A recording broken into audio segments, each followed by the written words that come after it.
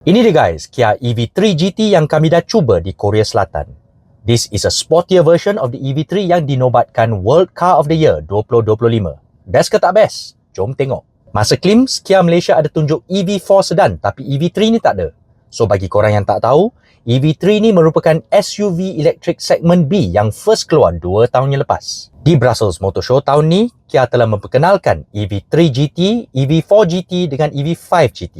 Jangan kelirukan dengan GT lain ya, yang tu estetik sahaja. Model-model GT ni tambah performance serta all-wheel drive. Tapi dia lebih kepada everyday thrill dan bukannya hardcore macam Hyundai N. EV3 GT ni masih berdasarkan platform eGMP, tapi bukan seperti EV6 dan EV9 yang 800V, yang ni dia 400V, sama dengan EV4 dan EV5. EV3 GT ni pakai powertrain dengan bateri yang sama dengan EV4 GT, iaitu dua motor, 197 PS dekat depan, 95 PS dekat belakang, memberikan jumlah 292 PS dan 468 Nm torque, diikuti dengan bateri NMC 81.4 kWh yang membolehkan jarak pandu WLTP sejauh 501 km atau 36 km kurang daripada EV4 GT. 0 to 100 5.7 saat, iaitu lambah 0.1 saat je daripada EV4 GT. Menurut Kia, DC charging dia boleh telan sebanyak 128 kW pada puncak dan 113 kW secara purata, membolehkan 10 to 80% dalam 31 minit. Dari segi desain luaran, EV3 ni pakai bumper depan belakang yang sama dengan version GT lain. Beza sikit je dekat bahagian grill dan elemen diffuser dekat belakang. Rim dia besar sikit lah, 20 inci, and then ada caliper color neon. Tapi tu je, GT ni memang dari segi rupa dia tidak menjerit.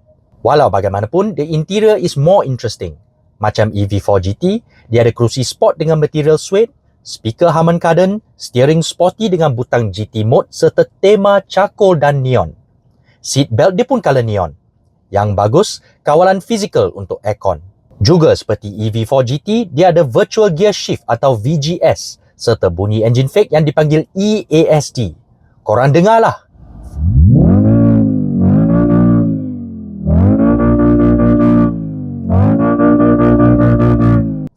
Bouncing off the red line. Dia simulate DCT 6 kelajuan. Bila tukar gear, dia ada shift shock macam kereta ais. Masa bawa, serius korang akan lupa dia EV. Yang kurang cuma tak ada vibration je. And pada rev tinggi, bunyi tu macam synthesize sikit lah. Tapi on the whole, dia memang rasa sangat natural. Masa idling pun dia akan lompat antara 700 dan 800 RPM sampai tahap gini. Drive mode ada banyak. Selain Eco Normal Sport Snow, dia ada GT mode dan My Drive mode. GT mode tu akan maxkan semua benda. Tindak balas motor, steering dengan suspension serta kurangkan sikit ESC dia. Dalam My Drive mode pula, anda boleh customizekan setiap parameter. Misalnya, korang boleh setting motor kuat, steering sederhana, suspension lembut tapi nak ESC max. Up to you. Performance timer dengan launch control pun ada. Tapi of course, bila masuk launch control, virtual gear shift akan off lah sebab shift shock tu sebenarnya melambatkan pecutan. Yang membantu cornering adalah torque vectoring atau dipanggil eDTVC. Dia boleh kawal secara automatik berapa power pergi ke setiap satu roda. Dan dia boleh brake setiap satu roda juga. Turut ada adaptive suspension yang dinamakan ECS atau Electronically Controlled Suspension. Absorber akan menyesuaikan diri berdasarkan condition jalan di hadapan. Dari segi pemanduan, EV3 GT ni boleh disimpulkan sebagai EV4 GT yang lembut sikit lah. Dia lebih praktikal, lebih selesa dan belakang lagi banyak ruang. Juga sebab kerusi belakang dia tinggi sikit, at least kaki tak tergantung macam dekat EV4 tu. Selain tu, lebih kurang samalah dengan EV4 GT. Power dia sama, iaitu okey-okey je lah bagi EV. Steering dia kurang feel dengan feedback, walaupun letak setting yang paling tajam. EV4 GT tu dah kira warm dan bukan hot. Ini lagilah dengan badan tinggi. For me, EV3 GT ni macam sesat sikit. Kalau nak SUV compact, ambil lah EV3 biasa. Kalau nak power sikit, ambil EV4 GT.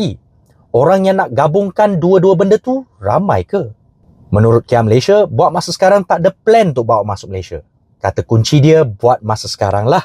Tapi masa claims pun, diorang tak tunjuk EV3. So, saya rasa kecil lah kemungkinan dia. Kalaulah dia masuk pun, it won't be cheap. Tengok Ioniq 5N dengan 6N, RM440,000 lebih. Yang ni siapa tahu? Maybe high 300s? For now, apa pendapat korang pasal Kia EV3 GT?